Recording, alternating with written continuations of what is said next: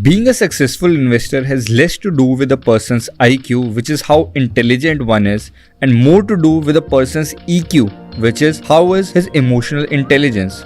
A person that has emotional reaction to everything that is said to him cannot control his emotions and thus can never control his money. I did not say that. That was actually said by Warren Buffett. Successful and rational investing is part valuing and understanding a business and part channelizing your emotions of greed and fear. All the great investors you knew today understood their behavior and themselves much more than they understood the business. Businesses in general are a fragile framework and are susceptible to many changes, primarily due to various factors such as management, economic environment, policies of the government, etc. Most of these things are not in control of an investor, but what surely is in control of an investor is his behavior. In this book, we will learn how our behavior and emotions affect our investment decisions and how can we work around them to emerge out successful. This is The Better Investor, helping you achieve your financial goals and freedom through organizing your finance, stock market investing, and learning from billionaires. And these are Top 5 Lessons from the book Value Investing and Behavioral Finance by Parag Parikh. Lesson number 1. The Law of Farm. There are certain universal principles in life which don't change. Even if people change, times change, technology change, geography changes. There is one thing like the law of the farm. You cannot sow something today and reap tomorrow. Every seed which is sown will have to go through different seasons. It will take time before the seed becomes a fully grown tree. Same is true for businesses and investments. You cannot buy a stock today and expect it to double your money the next day. Success in life and investing comes in understanding that there are no shortcuts. In spite of that, we keep checking the price of our stock daily, giving us emotional dopamine. If the price is up by 10% in one day, we become happy. When it goes down by 5%, the next day we feel bad, not understanding that the fluctuation of the price is immaterial for a long-term investor. What matters to him is the price he has got at the end of his investment horizon. Amazon scored its first profit after 4.5 years after going public. Just because Amazon did not make profit in the first year, Jeff Bezos did not sell off his company and run away. He knew sooner or later his investment and hard work would show up in the operations of business. A farmer does not sell off his farms and liquidate his money if he has a couple of hot and humid months. He waits for the seasons patiently. Sometimes he may have to wait a little longer in case of bad monsoons, but he sticks with it and water it. But don't get me wrong, this does not mean to keep holding your stock even after you know that you have made a bad investment. According to the law of farm, it is pointless for a farmer to expect to have apple and strawberries in Africa or Sahara Desert. No matter for how much time he waits, farmer can never grow them there. So just like farming, in investing too, picking up the right seed and sowing it at the right time is important. Once the right stock has been picked up, all you need to do is wait and give it its time to grow and not come on to premature conclusion just looking at the price or hearing about a stock from the person around you. We can learn something similar from a famous value investor named Guy Spier. Every stock that he buys, he disciplines himself to buy for at least 3 years. Any stock that he feels is not worthy enough for a 3-year holding comfort, he does not buy them. This discipline allows him to stick with his winners and not sell them early just because they appreciated in price quickly in the first 2 months. This also allows his stock investments to get enough time for his situations to fan out. Once after waiting for 3 years, the value of the stock is not appreciated. He digs deeper to find out if there is anything wrong with his decision. This makes him have a long-term outlook and not get excited or sad because of short-term fluctuations. 3 years is just his time frame. It could be different for you, but the whole point is to discipline yourself to not get an emotional reaction from everyday price fluctuations. Lesson number 2. Good business versus good investment. One of the most common myth and jargon amongst investors is that the path to create wealth is to buy good quality businesses and hold them for long term. This statement misses a very important factor, and that is price. Whether or not a business will be good investment depends on what price is the business available for. There are many examples to prove that investors have lost money investing in quality businesses because they were bought at an expensive price. Let us understand this with an example. Castrol is a great brand of oil lubricants. Who does not know them? Sponsoring many Formula 1, MotoGP races, tying up with great celebrities to be their brand ambassadors, and a long experience. Castrol is nothing but a very high quality business. In the end of year 2014, it had posted its return on capital employed as 114%, which is phenomenal for any company. A return on capital employed of 114% means company was doing the business in a way that by investing a total of 100 rupees, say by buying assets, other companies, land, machinery, etc., the company was able to generate 114 rupees in earnings. And mind you, this was not just one of a case. Since 2009, Castrol was reporting return on capital employed of more than 100%. To give you a comparison, even the most successful companies today, such as Amazon, Netflix, Facebook, and Google, have return on capital employed close to 17 to 22%. Return on capital employed more than 20% is considered exceptional. So you can understand what a return on capital employed of more than 100% would mean. There was no debt on the balance sheet of the company. The earnings were growing every year. Castrol was darling of stock market and it was said to be the best stock to be in and the most safest one. Just like people tell you to buy Unilever or Amazon today. Another company in the same space was Tide Water Oil, which many of us know today by the brand Vidol in lubricant space. Its return on capital employed in 2014 was 28% and had been between 20 to 25% in the past 5 years. Let us see what these two stocks have done to their investors. Currently, the return on capital employed of Castrol is still more than 50% consistently, which is almost in top 5% of the listed businesses. That of the Tide Water Oil has been just 23%, much like before. Stock price of Castrol in the end of December 2014 was 245 rupees and that of Tide Water Oil was 4,501 rupees. Today, the stock price of Castrol after more than 6 years is rupees 140, a negative return of minus 42%. Stock price of Tide Water Oil is 16,425 rupees, a return of 264%. To make you understand in absolute terms, $1,000 invested in Castrol would be $580 today, and $1,000 invested in Tide Water Oil would be $3,640 today. But why did this happen? A market leader of such high quality, one of the most efficient businesses of the country, and still you would have lost almost half of your money investing with it. And here is the other business, not so much heard of, giving such outsized returns. The answer lies in paying a higher price for the high quality business while investing in Castrol. In December 2014, the price to earnings ratio of Castrol was 52 times. Whereas that of Tide Water Oil was just 20 times. People investing in Castrol at 52 times price to earning ratio were paying much higher price than that they were paying for Tide Water Oil. People buying Castrol were buying a business producing $1 in profit every year for $52, whereas the people buying Tide Water Oil were buying a business that produced $1 profit every year at $20. You were definitely getting more for the money you paid in Tide Water Oil than in Castrol.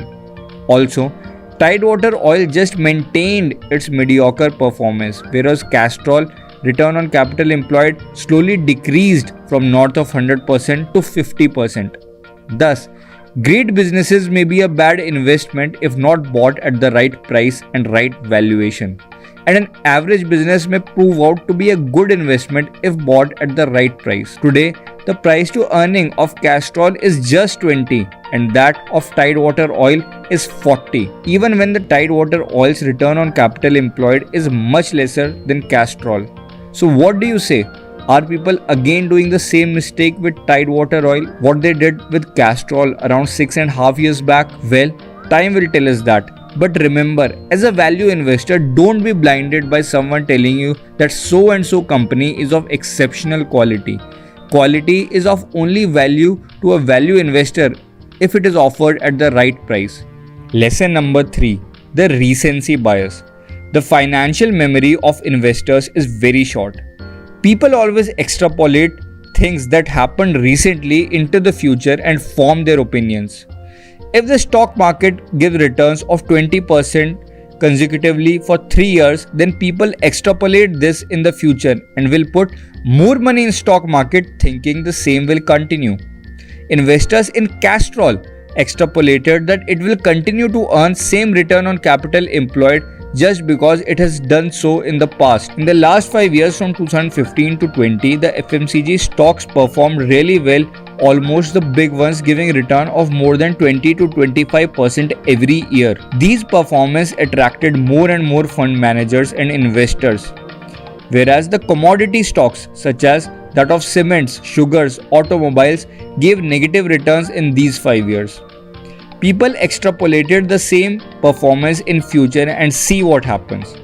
From 2020 to 21, in last 1.5 years, the FMCG stocks have given almost zero returns, whereas these commodity stocks have tripled and quadrupled the money of the investors. So when something happens for too long, be skeptical to accept it as a trend and that it will go on forever. More often than not, it will not continue forever. Things revert to mean. To cope with recency bias, never extrapolate present performance into the future. Be conservative in your estimations. If in a coin flip you get heads 2 times consecutively, does that mean you will get it continuously for the next 10 flips too? Remember that. Don't extrapolate. Lesson number 4. Fundamental and speculative return. In investing, we are told that the stock price is a function of the earnings that the company makes. However, this is incomplete information.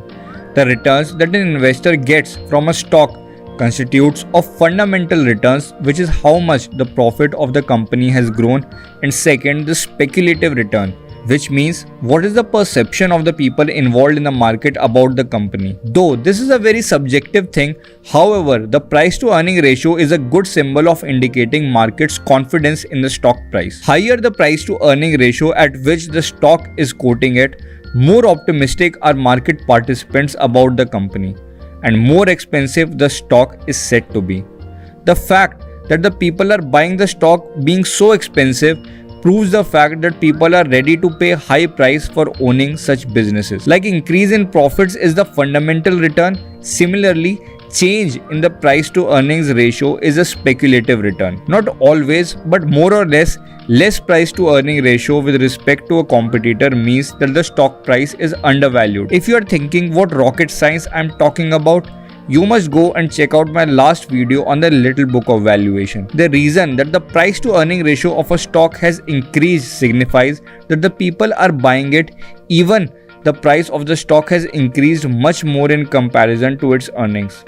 Let's go back to our example of Castrol and Tide Water Oil. In 2014, the profit of the company was 475 crores, and in 2021, it was 701 crores, an increase of 6% per annum. These of Tide Water Oil grew from 65 crores in 2014 to 141 crores in 2021, an increase of 11% per annum. However, the PE ratio of Castrol was 52 in 2014 and is 20 in 2021, a decrease of -14% per annum. The PE ratio of Tide Water Oil was 23 in 2014 and is 41 in 2021, an increase of 9% per annum.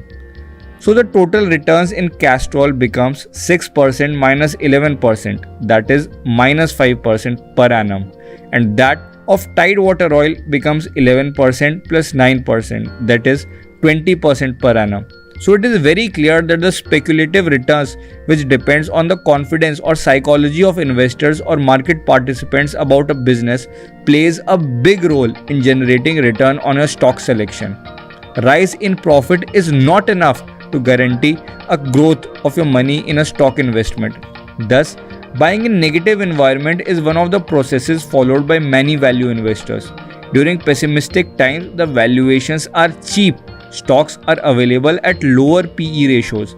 When the market outlook becomes better, not only the earnings rise, giving us fundamental returns, but the psychology of investors towards a particular industry also becomes positive, making that stock sell at a higher PE ratio and higher price. Lesson number 5. The IPO phenomena. IPOs are known as shortcut to riches, the secret sauce to get rich overnight, especially when the markets are at all-time highs and it seems that nothing can go bad. Companies come out with IPO. These IPOs are marketed very intelligently and retail investors are sold a dream to make a quick buck, to invest in future, invest in next generation businesses. The herd mentality comes into play and these IPOs are oversubscribed by more than 20 times. The recent IPO of Zomato was oversubscribed by 44 times by the investors. This mismatch of demand and supply makes the stock list on the stock market at a very high price. Not only that, some people who do not get allotment in the IPO buy the stock the very first day the stock gets listed, shooting the price even higher. This looks so exciting, but as a value investor, we must understand that most of the IPOs give negative returns to the investors in long run. To understand why, we must know the phenomena of an IPO. Why does a company need to come with an IPO, which is called the initial public offering, that is listing its stock on the exchange? There can be many reasons: to raise money, to return the debt, or to raise fund to expand the business. But other than these, the biggest reason why companies come out with an IPO in bull market is because the promoters of the company or the initial investors of the company want to sell their stock at high price. When a company which is not listed in stock market wants money, they approach private investors and angel investors who take risk and invest their money with them. Now, when these people want to sell their stock of the company comes out with an IPO to allow these investors to exit. They want to sell their share of the company at the highest price possible. For this reason, most of these IPOs comes in bull market, when the stock market is just hitting new highs, when everyone is optimistic, when there is euphoria among people, when people are okay buying at high valuation. You will hardly listen to any noble value investor investing in the IPO. It is because they know that the IPOs are overpriced and overvalued. The people who are attracted towards IPOs are punters who form the part of the herd who want to grab a piece of the pie and get rich quick. Yes, there are businesses and managements that genuinely come out with offering to pay debt and expand businesses of the likes of DMart, Infosys, etc. If the sole reason for the IPO would have been genuinely raising money and expanding, then IPOs would come in bear market and in bad economic times when the money is actually needed and is scarce. The fact that these come in the time when herd mentality, speculation and optimism is at its peak, this only proves the point that promoters and initial investors use it as a vehicle to cash out big from the company, taking advantage of the poor knowledge of retail investors. Not only that, investing in IPO can prove to be risky too, since there is not much history of the company available about its corporate governance and relationship with shareholders. A value investor stays away from the herd mentality and rampant speculation. If you remember the law of the farm, you would stay away from such investment vehicles and get rich quick schemes. Let's have a quick recap. Law of the farm states that you cannot sow something today and reap tomorrow. It takes time for a seed to grow in a fully grown tree. Same is the case with value investing. Short-term price fluctuations, quick gains, and fast losses must have no effect on a value investor. It takes time for an investment decision to play out. A good business may not always be a good investment if the price paid for it is high. Be skeptical of people telling you that XYZ is a good quality business and will only go up. The most important factor for a value investor is value that one gets for the price one pays. The financial memory of investors is very short. People always extrapolate things that happened recently into the future and form their opinions. To avoid this, be conservative in your estimates and expect reversion to mean. The growth in the stock price is both the function of growth in the earnings as well as change in the investor's psychology regarding a business or industry. Though subjective, but most of the times, PE ratio is a good indicator of this. Be skeptical of buying stocks about which everyone is so optimistic about and the stock is already priced to perfection. The companies need to come out with its IPO to raise money to pay off debt or to expand the business, though very few companies genuinely list the shares for this reason and most to take advantage of rampant speculation of herd behavior during bull market. Value investors most of the time stay away from the herd behavior. That's it guys. I hope you liked the video. If you did, do like, share and subscribe. You can check out my last video on the summary of the Little Book of Valuation. I will come again soon with summary of some other investing book. Until then, cheers guys.